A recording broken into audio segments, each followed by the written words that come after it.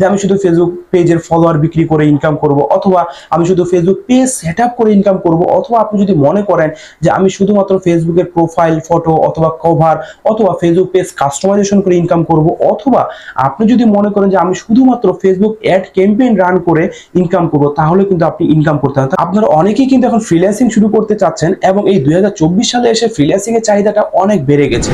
আর আপনারা যারা ফ্রিল্যান্সিং শুরু করতে চাচ্ছেন তাদের সবারই প্রথমে একটা প্রশ্ন থাকে যে আমি কোন স্কিলটা নিয়ে শুরু করব, বা বর্তমানে বাজারে কোন স্কিলটা বেশি চলছে।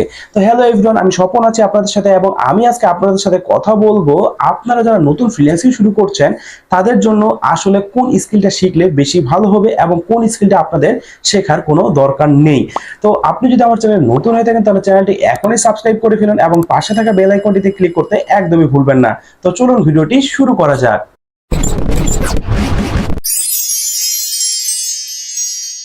বর্তমানে কিন্তু ফ্রিল্যান্সিং এর চাহিদা অনেক বেড়ে গেছে। এখন কিন্তু যে কোনো মানুষের ফ্রিল্যান্সিং এর দিকে ঝুঁকে পড়ছে, সেটা হোক একজন স্টুডেন্ট, সেটা হোক একজন চাকরিজীবী পার্সন। তো চাকরিজীবী পার্সন আর স্টুডেন্ট এটা কিন্তু অনেক পার্থক্য। একজন চাকরিজীবী কিন্তু সে অলরেডি বেতন পাচ্ছে, আর একজন স্টুডেন্ট সে কিন্তু কেবল ইনকামের জন্য তার জীবনটাকে গড়তে চাচ্ছে বা ইনকামের পথে আসতে চাচ্ছে। তো এই জন্য কিন্তু দুইটা দিক কিন্তু একেবারেই আলাদা। একজন স্টুডেন্ট চাচ্ছে কিভাবে সে টাকা ইনকাম করবে তার জীবনের শুরুতে, আর একজন চাকরিজীবী কিন্তু সে অলরেডি টাকা পাচ্ছে, আবার সে চাচ্ছে যে কিভাবে সে তার ইনকামটাকে আরো জেনারেট করবে বা আরো বুস্ট করবে, যে টাকাটা সে পাচ্ছে সেই টাকাটা থেকে সে বেশি টাকা ইনকাম করবে। তো এই জন্য কিন্তু আমরা সবাই চাই কিন্তু ইমিডিয়েট কিছু হোক বা ইমিডিয়েট আমরা কিছু ইনকাম করি। তো এখন কথা হচ্ছে যে আপনি নতুন ফ্রিল্যান্সিং এ আসতেছেন, আপনাকে কিন্তু অবশ্যই এখানে পরিশ্রম করতে হবে। তো দেখুন, আমি কিন্তু শুরুর দিকে বললাম যে আসলে কোন স্কিলটা শিখলে আপনার লাভ হবে আর কোন স্কিলটা শেখার দরকার নেই। দেখুন, এরকম আসলে কোনো কিছু আপনি নির্ধারণ করতে পারবেন না। হ্যাঁ, তবে আপনি এটা নির্ধারণ করবেন যে কোন স্কিলটা আপনার জন্য বেটার হবে। কারণ দেখুন, আমি শুরুতেই বললাম যে একজন থাকতে পারে স্টুডেন্ট আর একজন থাকতে পারে কিন্তু চাকরিজীবী। তো একজন স্টুডেন্ট যদি দিনে সময় দিতে পারে 5 থেকে 6 ঘন্টা, একজন চাকরিজীবী কিন্তু পার ডে 5 থেকে 6 ঘন্টা কখনোই সময় দিতে পারবে না, কারণ সে একটা ডিউটি করে এবং সেই ডিউটি থেকে এসে সে 5 থেকে 6 ঘন্টা কখন সময় দিবে। আর একটা স্টুডেন্ট কিন্তু সে সারাক্ষণ কিন্তু ধরেন পড়ালেখার পাশাপাশি কিন্তু আরো অনেক সময় তার থাকে, তো সেই বাকি সময়টা কিন্তু সে সম্পূর্ণ এই স্কিল ডেভেলপমেন্টের উপরে সময় দিতে পারবে। তো আমি কিছু স্কিল আসলে আপনাদেরকে বলবো, যেমন ধরুন ডিজিটাল মার্কেটিং রয়েছে, গ্রাফিক ডিজাইন রয়েছে, এবং ওয়েব ডেভেলপমেন্ট রয়েছে, এবং এসইও রয়েছে। তো এরকম আপনারা কিন্তু অনেক কাজ করে কিন্তু আপনারা ইনকাম করতে পারবেন। তো আমি আসলে শুরুতেই বলি, আপনারা যারা আসলে ইমিডিয়েট কিছু করতে চান বা আপনাদের হাতে সময় নেই বা আপনারা অনেক দিন ধরে যেমন 6 মাস বা 1 বছর 1.5 বছর ধরে স্কিল ডেভেলপ করতে পারবেন না, তাদেরকে আমি বলবো আসলে আপনারা গ্রাফিক ডিজাইন অথবা ডেভেলপমেন্ট এই দিকে যাওয়ার আপনাদের কোনো দরকার নেই। কেন?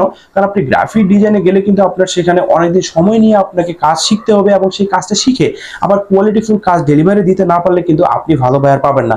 আবার ডেভেলপমেন্টের দিকেও কিন্তু আপনাকে প্রচুর সময় দিয়ে কাজ শিখে কিন্তু আপনাকে কাজ করতে হবে, তাছাড়া কিন্তু আপনি সহজে কাজ করতে পারবেন না। এখন তাহলে আসলে আপনাদের জন্য সহজ কি হবে, অথবা আপনার এই ফ্রিল্যান্সিং ক্যারিয়ার শুরু করার জন্য আপনি কি করতে পারেন, তার আগে আমি আপনাদেরকে কিছু কথা বলে নেই। সেটা হচ্ছে যে আমি আমার যতদিন থেকে এই ফ্রিল্যান্সিং লাইনে রয়েছি এবং আমি ইউটিউবে ভিডিও দিচ্ছি, শুরু থেকে আমি বলে আসি যে আপনার ফ্রিল্যান্সিং করতে চাচ্ছেন ভালো কথা, কিন্তু কখনোই একটা স্কিলের উপরে ডিপেন্ড করবেন না। আমাদেরকে শিখতে হবে আসলে অনেক কিছু, কিন্তু আমরা সার্ভিস দিব হচ্ছে একটা। যেমন ধরুন, আপনি সার্ভিস দিচ্ছেন ডিজিটাল মার্কেটিং। এখন ডিজিটাল মার্কেটিং সেক্টর কিন্তু অনেক বড়। আমি এক কথায় বলে ফেললাম ডিজিটাল মার্কেটিং, কিন্তু ডিজিটাল মার্কেটিং এর মধ্যে কিন্তু অনেক কিছু পড়ে। এখন ধরুন, ডিজিটাল মার্কেটিং এর মধ্যে ফেসবুক মার্কেটিং রয়েছে, অথবা ডিজিটাল মার্কেটিং এর মধ্যে সোশ্যাল মিডিয়া মার্কেটিং আছে। কিন্তু সোশ্যাল মিডিয়া মার্কেটিং এর মধ্যে সোশ্যাল মিডিয়া মার্কেটিং কি একটা? না। সোশ্যাল মিডিয়া মার্কেটিং এর মধ্যে এখন দেখুন কতগুলো সোশ্যাল মিডিয়া প্ল্যাটফর্ম রয়েছে। ফেসবুক রয়েছে, টুইটার রয়েছে, ইনস্টাগ্রাম রয়েছে, লিঙ্কডইন রয়েছে, ইউটিউব রয়েছে। তো এরকম কিন্তু অনেক কিছু রয়েছে।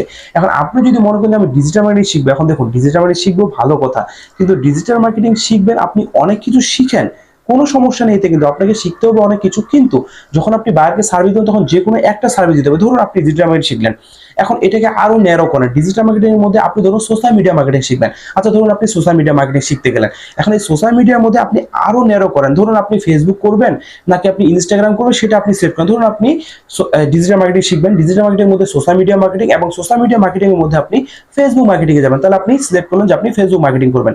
আবার ফেসবুক মার্কেটিং এর মধ্যেও কিন্তু অনেক ভাগ রয়েছে।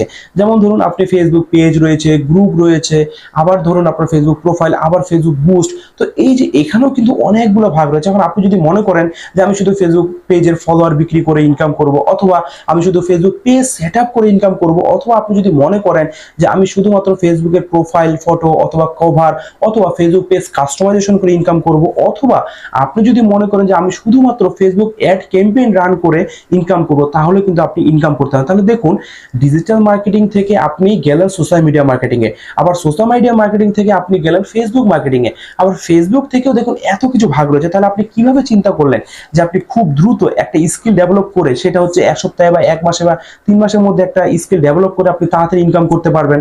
না, এইভাবে আপনি কখনোই পারবেন না।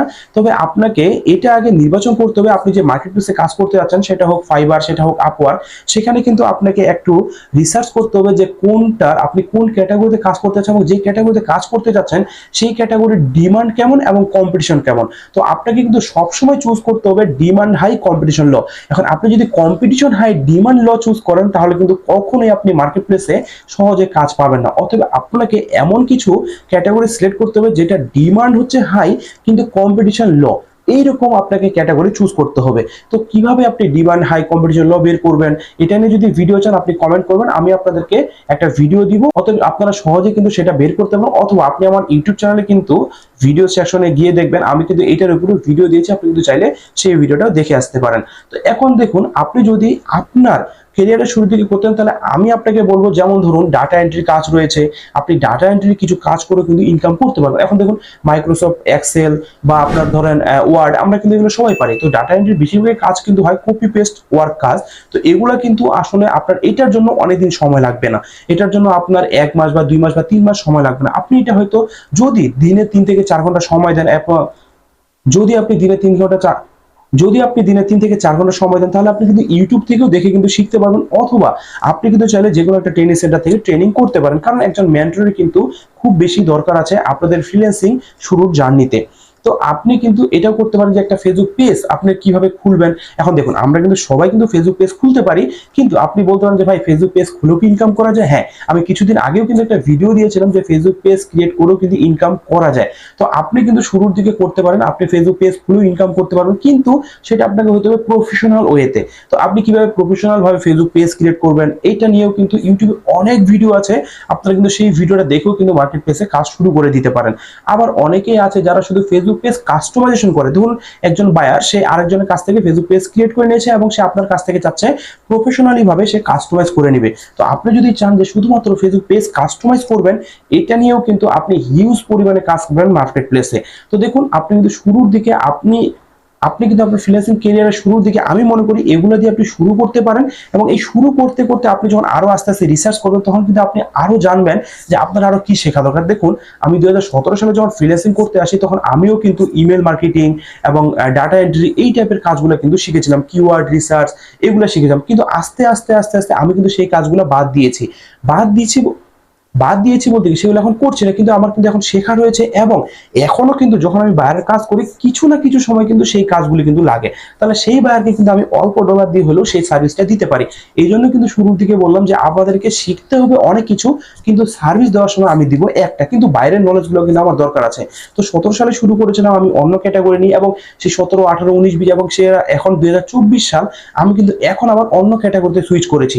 তো এই 6-7 বছরে আমি কিন্তু প্রায় 5 থেকে 6টা ক্যাটাগরিতে কাজ করেছি এবং সুইচ করে গিয়েছি। এটা আপনিও বুঝবেন কিছুদিন পরে, যখন আপনি শুরু করবেন 6 মাস বা 1 বছর পরে, আপনিও বুঝবেন যে আপনাকে কিভাবে আপনার ক্যাটাগরিটা চেঞ্জ করতে হবে, আপনাকে নিজেকে আরো স্কিলফুল করতে হবে মার্কেট প্লেসে টিকে থাকার জন্য এবং এই ফ্রিল্যান্সিং জগতে বেশি বেশি ডলার ইনকাম করার জন্য।